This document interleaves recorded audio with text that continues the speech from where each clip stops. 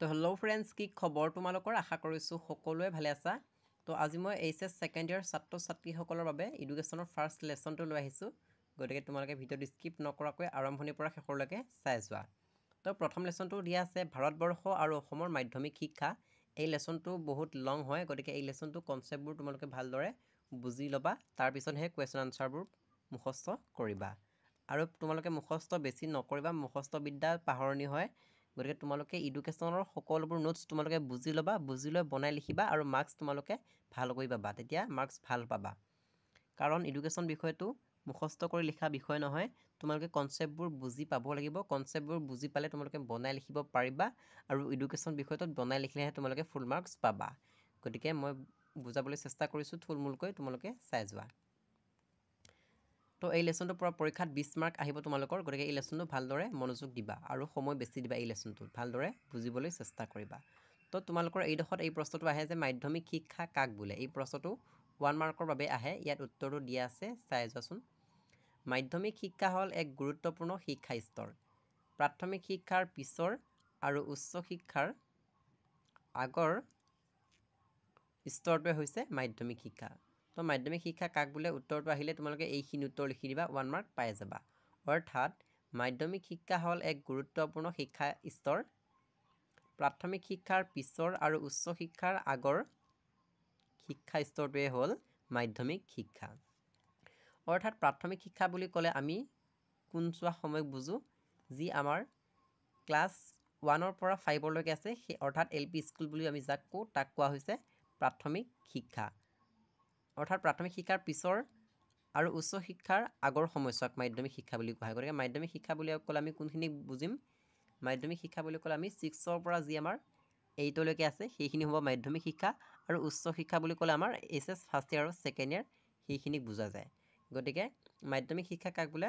প্ৰাথমিক শিক্ষাৰ পিছৰ সময়ছোৱাক, অৰ্থাৎ ক্লাছ 5ৰ পিছৰ সময়ছোৱাক, আৰু ক্লাছ 11-12 অৰ্থাৎ উচ্চ শিক্ষাৰ আগৰ সময়ছোৱাক হৈছে মাধ্যমিক শিক্ষা। অৰ্থাৎ মাধ্যমিক শিক্ষা মানে যি আমাৰ ক্লাছ 6ৰ পৰা 8লৈকে আছে সেইখিনি সময়ছোৱাক বা সেইখিনি শিক্ষাক মাধ্যমিক শিক্ষা বুলি কোৱা হৈছে। গতিকে আশা কৰিছোঁ তোমালোকে নিশ্চয় বুজি পাইছা।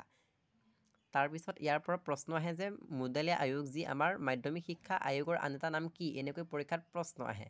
তো উত্তৰটো লিখিব লাগিব, মাধ্যমিক শিক্ষাৰ আয়োগৰ আন এটা নাম হৈছে মুডালিয়া আয়োগ, বা মুডালিয়া আয়োগৰ আন এটা নাম হৈছে মাধ্যমিক শিক্ষা আয়োগ। তো এইখিনিতে প্ৰশ্ন আহে যে মুডালিয়া আয়োগ কেতিয়া গঠন হৈছিলে? তো উত্তৰটো লিখিব লাগিব যে মুডালিয়া আয়োগ 1952-53 চনত গঠন হৈছিলে। তো এই প্ৰশ্নটো পৰীক্ষাত আহে, আৰু উত্তৰটো এইটো যে মুডালিয়া আয়োগ গঠন হৈছিলে 1952 আৰু 53 চনত। তোমালোকে লিখি ল'বা, এই প্ৰশ্নটো পৰীক্ষাত আহে। আৰু এটা প্ৰশ্ন আহে যে কোঠাৰী আয়োগ কেতিয়া গঠন হৈছিলে? তো কোঠাৰী আয়োগ 1964 আৰু 64 চনত কি হৈছিলে? কোঠাৰী আয়োগ গঠন হৈছিলে। তো এই প্ৰশ্নটো পৰীক্ষাত আহে। আৰু এটা প্ৰশ্ন আহে কি, যে ৰাষ্ট্ৰীয় শিক্ষানীতি কেতিয়া গ্ৰহণ কৰা হৈছিলে বা গঠন কৰা হৈছিলে? তো উত্তৰটো হ'ব 1986 চনত ৰাষ্ট্ৰীয় শিক্ষানীতি গ্ৰহণ কৰিছিলে বা গঠন কৰিছিলে। এই প্ৰশ্নটো প্ৰায় ফাইনেল পৰীক্ষাত আহি থাকে। গতিকে তোমালোকে এইবোৰ নোট লিখি ল'বা। আৰু এই লেচনটোত আমি দুখন আয়োগ পাম, এখন হৈছে কোঠাৰী আয়োগ আৰু আন এখন হৈছে মুডালিয়া আয়োগ। গতিকে মুডালিয়া আয়োগ কেতিয়া গঠন হৈছিলে? চনটো হৈছে 1952-53 চনত, আৰু কোঠাৰী আয়োগ কেতিয়া গঠন হৈছিলে? 1964 আৰু 64 চনত গঠন হৈছিলে। তাৰপিছত ৰাষ্ট্ৰীয় শিক্ষানীতি কেতিয়া গঠন হৈছিলে? পৰীক্ষাত আহে 1986 চনত গঠন হৈছিলে। গতিকে তোমালোকে মনত ৰাখিবলৈ চেষ্টা কৰিবা এইখিনি।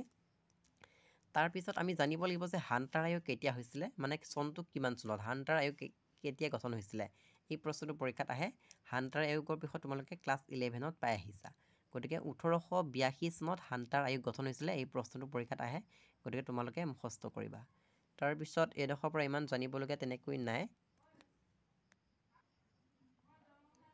তাৰপিছত এইখিনি দিয়া আছে মুডালিয়া আয়োগ আৰু মাধ্যমিক শিক্ষা, অৰ্থাৎ মুডালিয়া আয়োগৰ আন এটা নাম হৈছে মাধ্যমিক শিক্ষা। এই প্ৰশ্নটো পৰীক্ষাত আহে। ইয়াত কৈছে যে স্বাধীনোত্তৰ কালছোৱাত মাধ্যমিক শিক্ষাৰ উন্নতি সাধনৰ বাবে 1952-53 চনত এখন আয়োগ গঠন কৰা হৈছিলে, আৰু এই আয়োগখন হ'ল মাধ্যমিক শিক্ষা আয়োগ। অৰ্থাৎ স্বাধীনতাৰ কালছোৱাত মাধ্যমিক শিক্ষাৰ উন্নতিৰ বাবে, যাতে আগুৱাই যাব পাৰে, উন্নতিৰ বাবে কি হৈছিলে? 1952-53 চনত এখন আয়োগ গঠন কৰা হৈছিলে, আৰু সেই আয়োগখনৰ নাম হৈছে মাধ্যমিক শিক্ষা আয়োগ, যাক কোৱা হৈছে মুডালিয়া আয়োগ। মাধ্যমিক শিক্ষা আয়োগৰ আন এটা নাম হৈছে মুডালিয়া আয়োগ। এই প্ৰশ্নটো পৰীক্ষাত আহিব। আৰু এই আয়োগৰ অধ্যক্ষ কোন আছিল? ইয়াত দিয়া আছে এই আয়োগৰ অধ্যক্ষ আছিল ডক্টৰ লক্ষ্মণ স্বামী মুডালিয়া। গতিকে পৰীক্ষাত প্ৰশ্ন আহিব যে মুডালিয়া আয়োগৰ অধ্যক্ষগৰাকীৰ নাম কি, বা মাধ্যমিক শিক্ষা আয়োগৰ অধ্যক্ষগৰাকীৰ নাম কি? তোমালোকে উত্তৰটো লিখিব লাগিব ডক্টৰ লক্ষ্মণ স্বামী মুডালিয়াৰ। এইটো এনেকৈ উত্তৰটো লিখিলে তোমালোকে মাৰ্কছ পাবা 1 মাৰ্ক। তাৰপিছত এই আয়োগখনত কিমানজন সদস্য মানে দেশ বিদেশী সদস্য আছিলে? তো উত্তৰটো লিখিব লাগিব 9জন দেশ বিদেশী সদস্য আছিলে।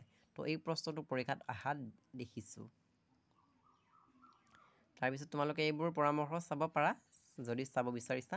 তাৰপিছত আহিব পাৰে যে কেইটা অধ্যায় আছিলে, মানে এই আয়োগখনত কেইটা অধ্যায় আছিলে? ইয়াত আছে 15টা অধ্যায়, আৰু অধ্যায়বোৰ ইয়াত ধুনীয়াকৈ দিয়া আছে। 1 নম্বৰৰ কাৰণে আহে যে মুডালিয়া আয়োগত কেইটা অধ্যায় আছিলে? ইয়াত অধ্যায় আছিলে 15টা অধ্যায় আছিলে। তো এইখিনিৰ পৰা তোমালোকে এইটো চাব লাগিব। তাৰ পিছৰ পেজটোত দিয়া আছে প্ৰচলিত শিক্ষাৰ আসোঁৱাহসমূহ। আসোঁৱাহসমূহ মানে মুডালিয়া আয়োগৰ সমস্যাসমূহ কি কি সেইটো লিখিব লাগিব। পৰীক্ষাত কেতিয়াবা আসোঁৱাহ বুলি দিয়ে আৰু সমস্যা বুলি দিয়ে। গতিকে সমস্যা আৰু আসোঁৱাহ একে হ'ব। পৰীক্ষাত